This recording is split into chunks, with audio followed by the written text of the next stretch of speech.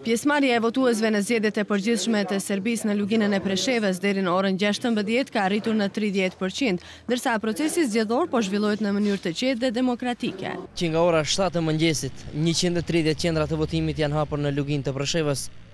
Të drejtë votën në këtë luginë kanë 70.000 banor. Është për rëndësi e thash forca jonë politike edhe zgjedhore të dëshmohet.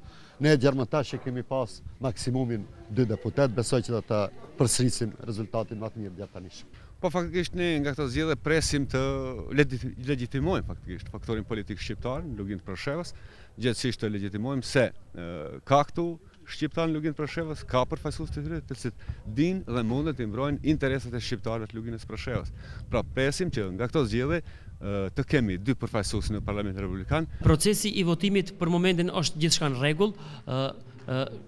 Votuesit do të thotë janë duke ardhur masovikisht. Zgjedhjet për të mirën e popullit, luginës së Preshevës. Po do të bëhet mirë sigurisht populli që të votojë.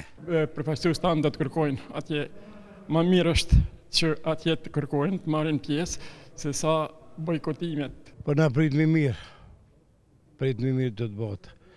Ti kemi 1, 2, 3 barëm qytetare që në kuvend të Serbisë. Zgjedhjet serbe në luginën e Preshevës u bojkotuan nga Lëvizja për Progres Demokratik dhe nga Partia Demokratike Shqiptare. Procesi zgjedhor monitorohet nga vëzhgues të Shteteve të Bashkuara, BE-s ose BE-s dhe Britanisë së Madhe.